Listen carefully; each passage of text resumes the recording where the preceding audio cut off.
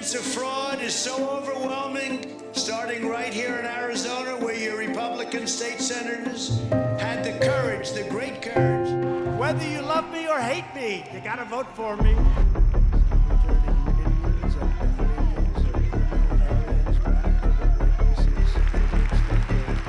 Donald Trump, una figura tan polémica como polarizante. Pero ¿cómo llegó a ser lo que es hoy? En sus primeros años, Trump no era conocido por su visión política, sino por su estilo agresivo y su afán por sobresalir en el mundo empresarial.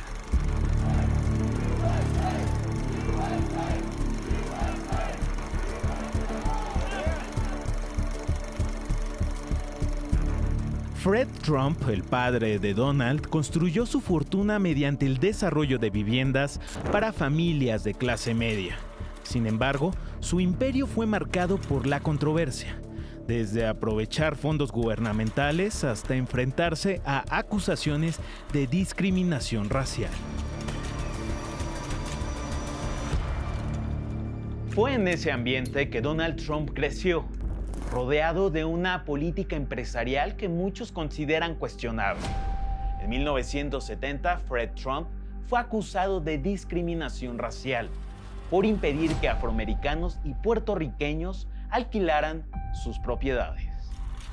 En medio de esta acusación, Donald Trump recurrió a Roy Cohn, un abogado que había sido clave en la casa de brujas de McCarthy, conocido como el abogado de la mafia. Cohn le dio a Trump un consejo que marcaría su carrera política. Diles que se vayan al infierno.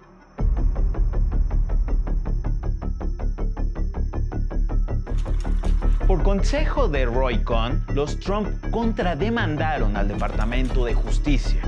El caso se resolvió con un acuerdo sin admisión de culpabilidad, pero esa jugada legal marcó el inicio de una relación clave para el ascenso de Trump al poder.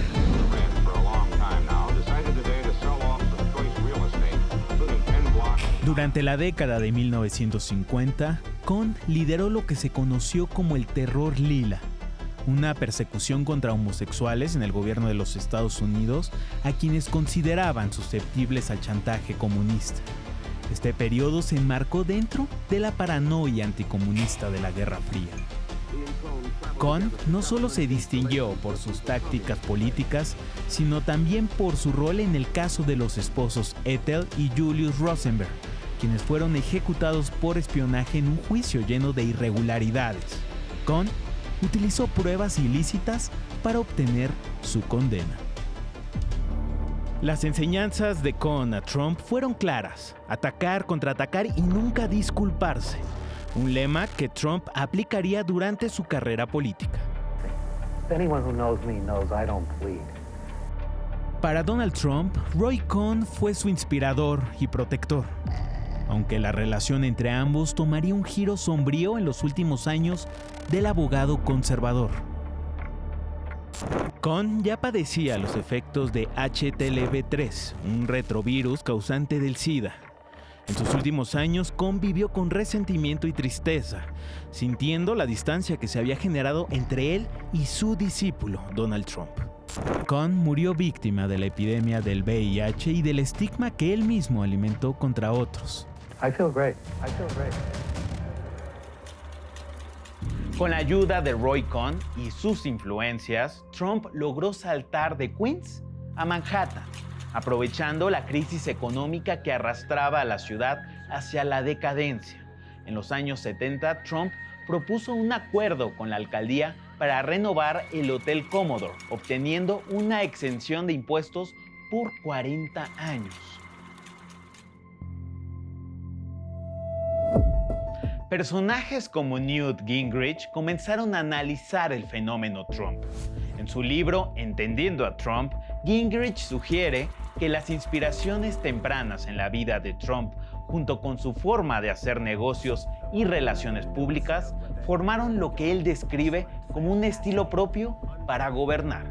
Un estilo que, de alguna manera, moldearía la política estadounidense en las décadas siguientes. En 2017, cuando Trump ocupó la presidencia, Gingrich explicó que muchos en su propio partido republicano y entre los políticos de la izquierda menospreciaban su candidatura. Sin embargo, Gingrich estaba leyendo El arte de la negociación y otros bestsellers creyendo en el potencial del magnate. Al igual que Ronald Reagan, quien transitó de Hollywood a la Casa Blanca, Trump no solo se destacó en sus negocios, sino que también utilizó sus programas de televisión y su presencia mediática para catapultarse al ámbito político. Un cambio de estrategia que muchos vieron como un espectáculo.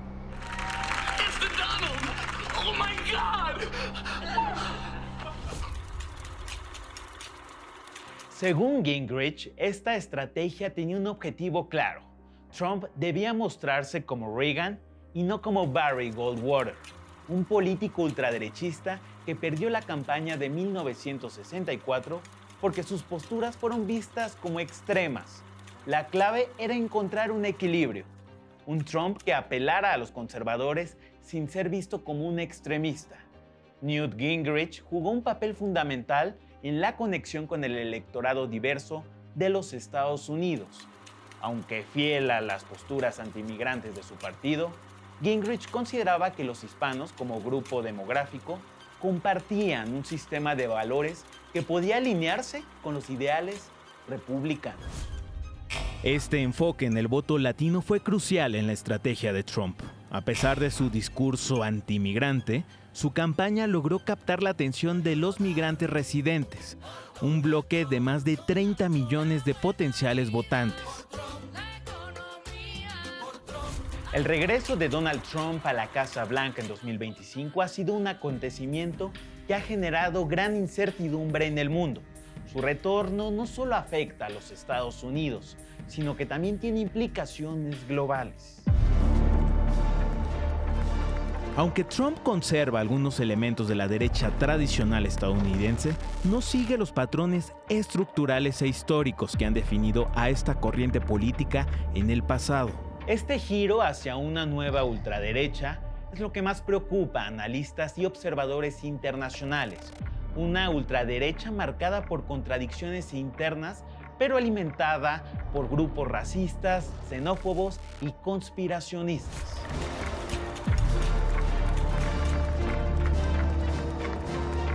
Para comprender esta nueva corriente ultraderechista, es esencial observar cómo se desvía de las raíces ideológicas tradicionales de la derecha estadounidense. Trump, junto con sus seguidores, han contribuido a la transformación de este espectro político, tomando elementos de movimientos mucho más extremos. Las plataformas digitales han sido clave en la expansión de esta ideología. Las redes sociales se han convertido en un campo de batalla donde los mensajes de odio, conspiración y xenofobia se propagan rápidamente, alimentando una creciente polarización. Este fenómeno, lejos de ser un mero rebrote de ideas del pasado, está tomando una nueva forma. La ultraderecha de Trump y sus seguidores no se limita a las viejas estructuras del Partido Republicano. Es un movimiento alimentado por un enfoque más radical, que atrajo a jóvenes conservadores y le arrebató al Partido Demócrata buena parte de su base electoral entre la clase trabajadora. La desconexión con los ideales tradicionales de la derecha estadounidense es evidente. Lo que estamos viendo no es simplemente un renacer del conservadurismo, sino una nueva forma de extremismo político que se nutre de las contradicciones internas de una sociedad cada vez más polarizada. La derecha primigenia estadounidense tiene sus raíces profundas en la derecha europea inglesa, especialmente influenciada por el movimiento puritano. Durante la Gran Migración entre 1620 y 1640, unos 20,000 puritanos llegaron a América con la intención de purificar la Iglesia de Inglaterra. Este legado religioso y cultural sentó las bases para lo que en el siglo XIX se conocería como la doctrina del destino manifiesto, la cual proclamaba que los estadounidenses estaban destinados por Dios a expandirse por todo el continente. Las características fundamentales de esta derecha primigenia es la creencia en el excepcionalismo, La idea de que Estados Unidos es un pueblo superior, elegido por Dios para liderar el mundo. Este excepcionalismo se amalgama con otros elementos ideológicos que definen la derecha estadounidense: supremacía blanca, fundamentalismo protestante y una agenda económica centrada en la industrialización, el libre comercio y el libre cambio y la desregulación máxima. Un ejemplo extremo de esta derecha estadounidense es el Ku Klux Klan, fundado en 1865 tras la Guerra de Secesión. Este grupo promovió el racismo, la xenofobia, el antisemitismo y el anticatolicismo, llevando a cabo actos de violencia y terror. Durante 5.000 años el hombre blanco ha sido la raza superior. Nosotros, caballeros del Ku Klux Klan, lucharemos para que siga siéndolo.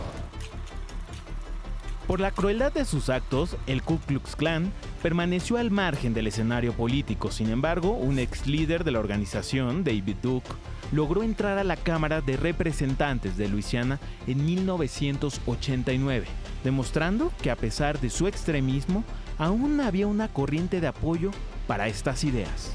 David Duke, a pesar de su historial y sus ideas radicales, volvió a ganar relevancia allá en 2016, cuando sugirió a sus seguidores votar por Donald Trump.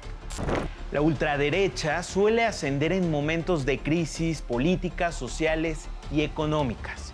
Los atentados del 11 de septiembre en Nueva York fueron uno de esos momentos, que fortalecieron discursos xenófobos y ultraderechistas, pero no solo en Estados Unidos, sino en todo el mundo. La ultraderecha aprovechó el contexto para fortalecer su discurso centrado en la amenaza extranjera y en la protección de los valores nacionales. La crisis económica de 2008, una de las más graves desde la Gran Depresión, tuvo un impacto devastador en la economía global, especialmente en los Estados Unidos, donde millones de personas perdieron sus empleos, viviendas e ingresos.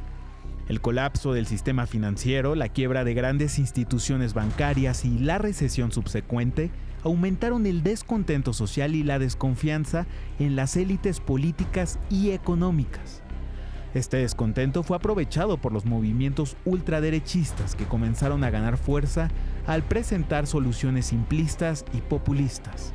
El Tea Party, que surgió en 2009 como una reacción contra el gasto público y el rescate de bancos, y la figura de Donald Trump, quien capitalizó el malestar económico y la frustración con el establishment, fueron manifestaciones claras de cómo la crisis del 2008 contribuyó al ascenso de la ultraderecha en los Estados Unidos.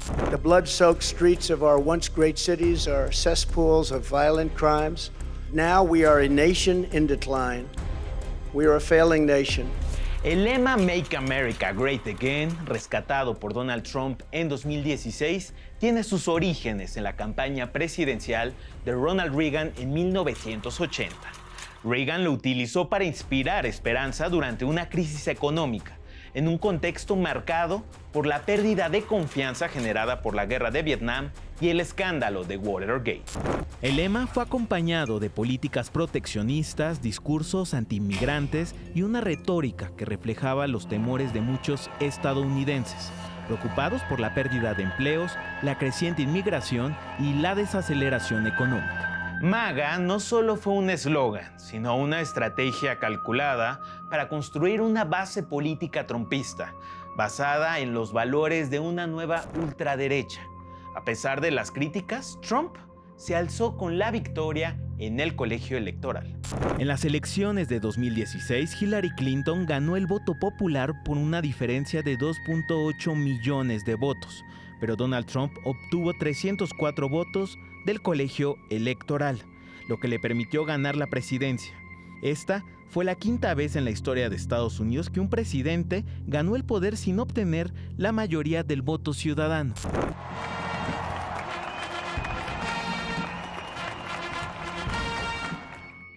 Durante su primera campaña presidencial, Trump prometió la construcción de un muro en la frontera con México. Trump prometió que México financiaría el proyecto, una promesa que al final de su primer mandato no se cumplió, pero se construyeron 729 kilómetros de muro, lejos de los más de 3.000 kilómetros que había prometido, y solo 79 kilómetros de estos fueron nuevos. México al final no financió la construcción de este muro. Uno de los momentos más dramáticos de su mandato fue el 6 de enero de 2021, cuando Trump alentó a sus seguidores a marchar hacia el Capitolio para desconocer la certificación de Joe Biden como presidente. Lo que siguió fue un asalto violento que dejó 5 muertos, más de 700 arrestos y un toque de queda en Washington. El ex líder de los Proud Boys fue condenado a 22 años de prisión por organizar el ataque. Al final de su mandato, Trump dejó claro su propósito de regresar. En sus últimas palabras como presidente, antes de abandonar la Casa Blanca, declaró: We will be back in some form. Esto es Regresiones, el ascenso de las ultraderechas en el mundo.